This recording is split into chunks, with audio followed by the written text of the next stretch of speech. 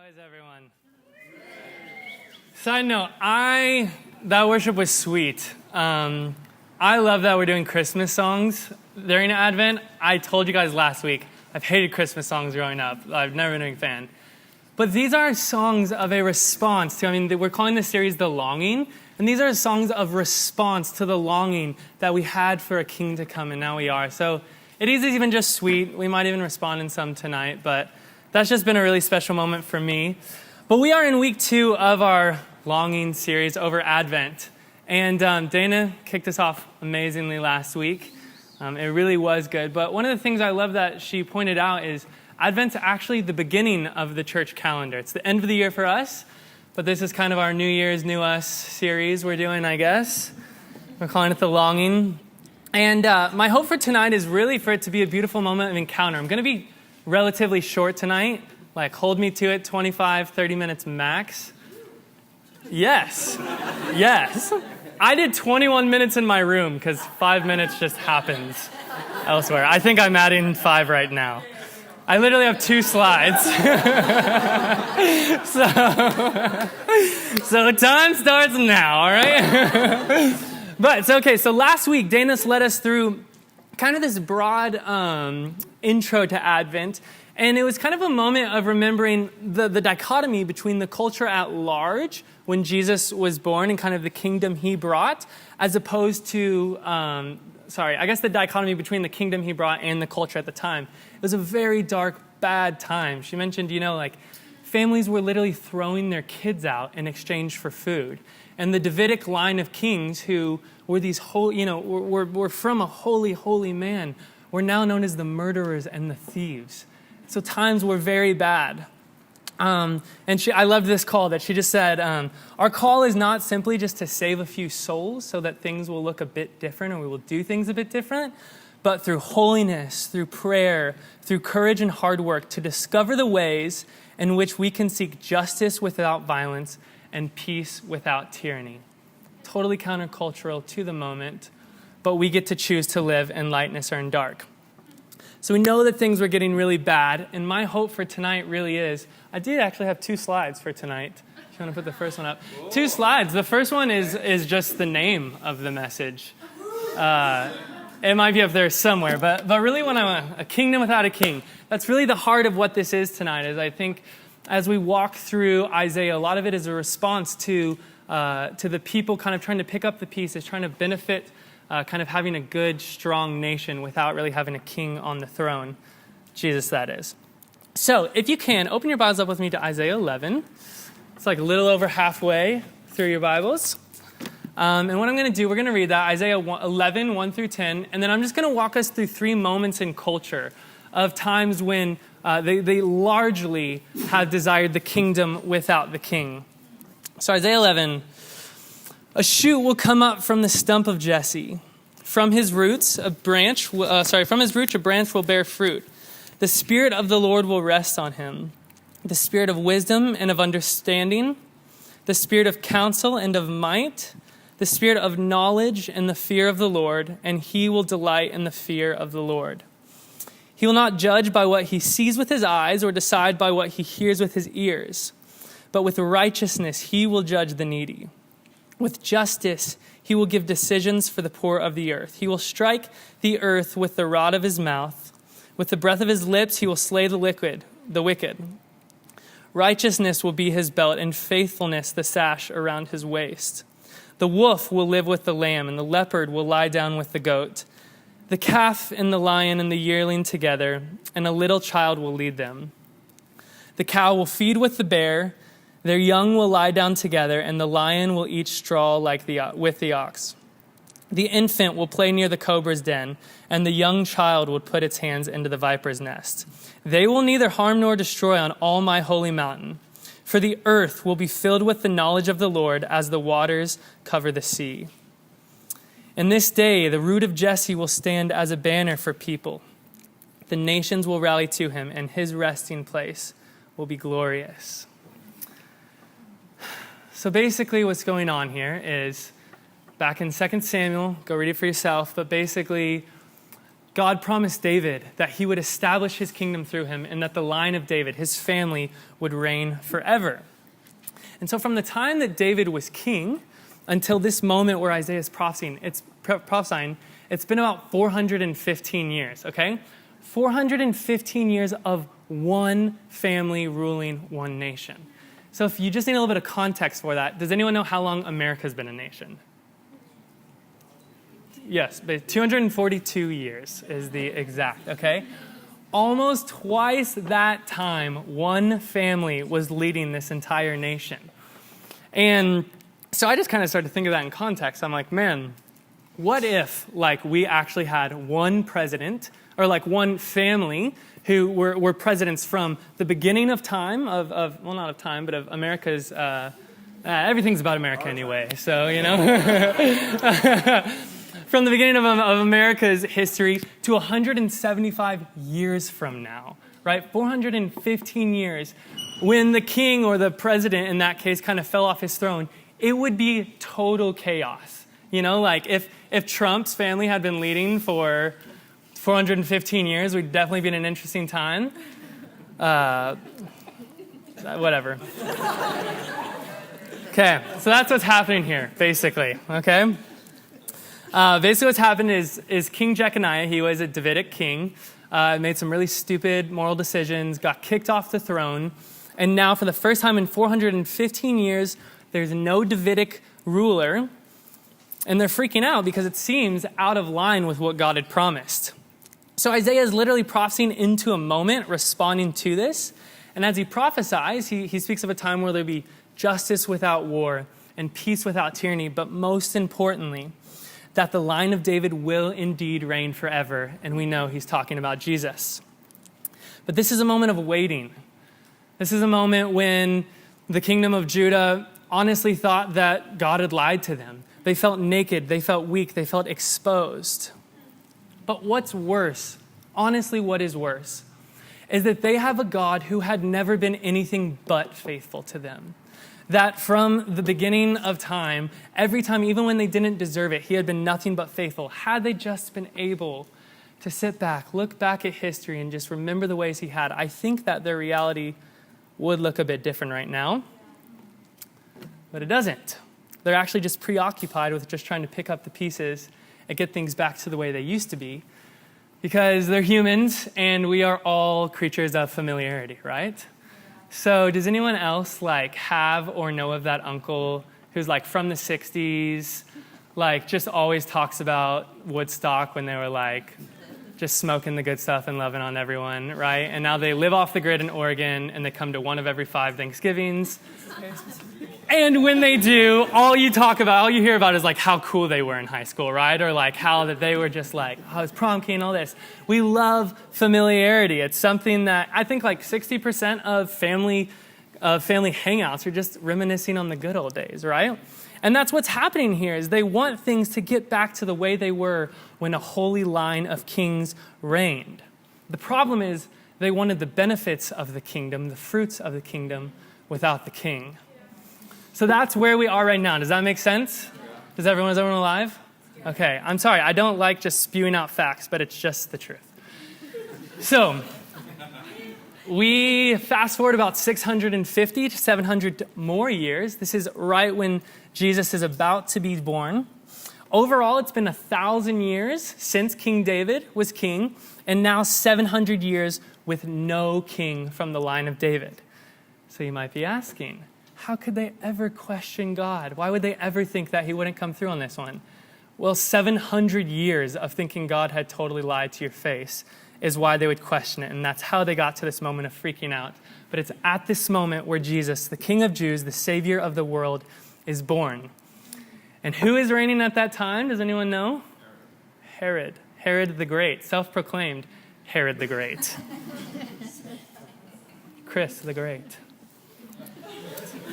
He makes us call him that in our meetings. I'm just kidding. He is literally the height of a kingdom without the king. At this time, the economy is doing amazing. The army was fierce and feared. And honestly, Herod the Great was a total perfectionist and a complete diva. So I love these couple of stories about him. There's this story of him coming into the harbor on his boat. And as he gets into the harbor and he's looking at the city, he sees it and just decides it's not pretty enough. And so he has his workers go and coat the entire city in marble just to make it look prettier, right? Like a diva. He loved living by the ocean, but he didn't like how salt water felt on his skin. So he had a huge pool built in the middle of the ocean so he could have the benefits of living by and around the ocean, but not like the slimy salt water on your skin. I mean, he was a diva. Everything was about prestige and status. This is during Pax Romana, so it's justice built off the backs of others. So basically it's, we will dominate so that everyone else is subordinate. And he was vicious. He had 3 of his own sons killed and his favorite wife killed in fear that they would take the throne from him. And don't forget that this is the same kingdom that David reigned over. And yes, there had been some weird stuff go on and splits and yada yada, but essentially this is the same kingdom, a kingdom whose leaders at one time had a holy longing for God. So you can imagine the extreme measures a king like this would take when, sorry, I just got something on my phone. You can imagine an extreme measure would take when he finds out that Jesus is born and the kingdom that he ushers in is completely contradictory to the kingdom that he had spent his whole life building, which was so prestigious. It's no surprise that he would have every little boy under 2 years old killed in fear of Jesus one day taking his throne. Because after all, Jesus was the ultimate threat to the Herodian Empire. They wanted the kingdom, but they didn't want the king. So, currently, I got one more moment in culture, and then we're going to get into the good stuff. Currently, we live in the era of Make America Great Again. And I think that Herod and Trump collabed on their slogans. And long story short, we are at a higher economy status than we've been in a long time, doing fairly well. Unemployment has dropped significantly. There's more philanthropic work than ever before. More people have access to clean water than ever. More people are fighting against sex trafficking and labor slavery than ever. But is this really what Isaiah was prophesying about? We live in an age of longing for the kingdom without the king. I love what Mark Sayers says about this. He says post-Christianity isn't completely opposed to Christianity. They just want the values of Christianity without Christ. Does that sound like our nation to anyone else? Right? We want peace and inner healing through yoga, not through encounter with Jesus and changing our hearts, right? It is the epitome of what we live in. I don't say it as an accusation. I simply say it as an observation, that is what we live in. So why, when we have a kingdom that looks so good, does depression and fear and anxiety still reign? I'm sure you're sick of me saying it now. I think it's because we need to get back. Hello. I think we need to get back to that picture of what it means to have a kingdom where the king reigns on his throne. All right? Good stuff? It is. Okay, we're going to walk back through Isaiah 11. This is my second and last slide. So, Jazzy, if you want to put that up there. What I've done is I've kind of broken up this passage into 3 sections of what it looks like when the king is sitting on his throne in the kingdom. Verse 1 through 3a, kind of the first half of that verse, is who he is. 3b through 5 is what he does. And then 6 through 10 is what he gives to us. So I think that this passage really will do a good job of giving us a clearer image, at least something more pointed of what it would look like if the king really did reign on his throne and what we need to do to pursue that. So a shoot will come up from the stump of Jesse, and from his roots a branch will bear fruit. So the significance here, basically, that Isaiah is talking about is he speaks of the stump of Jesse. And the image here is a tree that's been so devastated that only a stump remains, a dead stump. And Jesse, of course, was King David's father. Now, King David was not from any royal line at all. He was just a shepherd boy who played a killer harp and had really good aim with his slingshot, right? So for him to say that it will come from a stump of Jesse, this is actually a picture that the Davidic line had sunk so low, like Dana said last week. The Davidic line was mostly known as murderers and thieves at this point. It had sunk so low that they just related it to the line of peasants. So to be related back to Jesse, he literally means that a king will rise out of very, very humble regard, or out of, there's a strong emphasis on humility there. That what once was mighty has been brought down to a dead stump, but will become a mighty tree again. And so he talks again, he says in verse 1, that his roots will bear a branch with good fruit. And basically what this means, he's talking about a shoot. A shoot is maybe a better word, is like a branch. Sorry, I lost my spot just a little bit, if I'm being 100% honest. I got it. I found it. But essentially what he's saying is something as small as a shoot would come up and begin to bear a mighty tree again. From this mighty tree would come the restoration of a nation, and with it the end of war and the establishment of what was always sought, genuine security. And this is who Jesus is. When he's on his throne, he brings that which shows no remnant of life, no remnant of hope. He brings it back to life, and all he needs is a dead stump. That's all he needs. It doesn't take a lot. We don't have to be these perfect beings, right? And the Spirit of the Lord will rest on him in verse 2. The Spirit of wisdom and understanding, the Spirit of counsel and of might, the Spirit of knowledge and the fear of Lord, and he will delight in the fear of Lord. I am stoked. My friend John's here tonight. He's playing drums. And we kind of have this joke. We talk about we live in the age of hashtag live your own truth, right? And on a more practical level, for the last 109 years, we've lived in a postmodern or secular nation with the premise that no definite terms, boundaries, or absolute truths exist. But the problem with secularism is that it's actually beginning to fail itself. We were up at a conference with Mark Sayers. He was talking about this. That because with the absence of truth that secularism holds, comes the absence of anything to hold on to. And what's amazing is that this is actually the most fertile ground for renewal or revival. Because that happens when people come to the end of themselves and have nothing else to hold on to. So that's why I want to put the king back on his throne tonight, because when we do, people are going to begin to see truth for the first time. Verse 3b, he won't judge by what he sees with his eyes or decide by what he hears with his ears. But with righteousness, he will judge the needy. With justice, he will give decisions for the poor of the earth. And it goes on to just kind of talk about what he will do. But essentially, what will he do? He'll bring justice. What is rightfully his will be his. We're reading a prophecy here, a prophecy that will be true. We were up in Malibu a couple months ago for a Genesis conference, and our friend Brad spoke, and he's amazing. If any of you here know, it was like one of the most amazing messages just to sit under. And I love this metaphor that he uses. He talks about what would happen if a lion and a zebra got put in a cage together. Like, can anyone take a guess? What would happen? Yeah, the lion's going to obliterate the zebra, right? Like, it's going to obliterate it more than my roommate's dog obliterates all of our little toys. He'd rip it into a billion shreds. And this is actually how God wants to go after our sin and our rebellion, of a nation, of the misguiding of a people, of our own personal sin.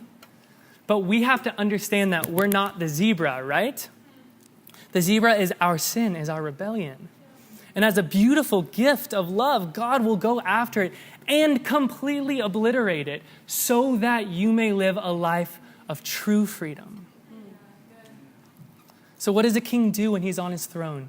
He brings justice, a refining that obliterates all sin and all rebellion because he is holy, but as an act of beautiful love to lead us into real freedom. Not a freedom that results in fear and anxiety and depression like our nation has given us, but a freedom that leads to peace and unity, which we're going to go forward to. Now, let me say, as a side note, I don't think this is talking about a medical or chemical depression or anything comes with that. I mean, moms who have given babies know there's very chemical reasons why I would walk through that.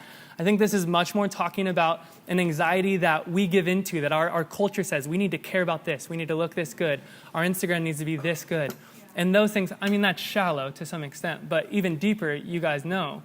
There's so much that we hold to anxiety and fear, although we have this freedom to live our own truth, right? So we're going to wrap up in verses 6 through 10. The wolf will live with the lamb, the leopard will lie down with the goat. The calf and the lion and the yearling together, and a little child will lead them. The cow will feed with the bear, their young will lie down together, and the lion will eat straw like the ox. The infant will play near the cobra's den, and all to say, the predators and the prey all live in unity and peace together. And at the end, in that day, the root of Jesse will stand as a banner for the peoples. The nations will rally to him, and he and his resting place will be glorious. He gives us a kingdom where peace and justice reign, as Dana said again last week, justice without war and peace without tyranny. In other words, complete restoration of all things. And Jesus will stand for us, and we will find rest in him. Is anyone else just exhausted from life? Has anyone else had a quarter-life crisis? I'm like 24 years old, and I am starting to freak out about how quick life is flying by, right? I want that real rest in Jesus, that good stuff. And I love in that, I love in these final verses that he doesn't take away the lion or the wolf or the bear, but that we actually live in peace with them. Now, yes, there are specific and very certain times where God will need to take things and people out of your life. But ultimately, his heart is for the redemption of all things, right? That's what he gives us when he's on his throne, redemption of all things. And it leads to peace and unity. And I want to see that for our community. I want to see it start here in ourselves first, and then our community and outside these walls. But it has to start here first. So here's how I want to end tonight. I told you I was going to be quick. I really, really, really do want to have a sweet time of worship. And Chris asked me to tell him to come up once I'm finished, but I'm not finished. I have 6 more minutes if I need it. We can talk about anything.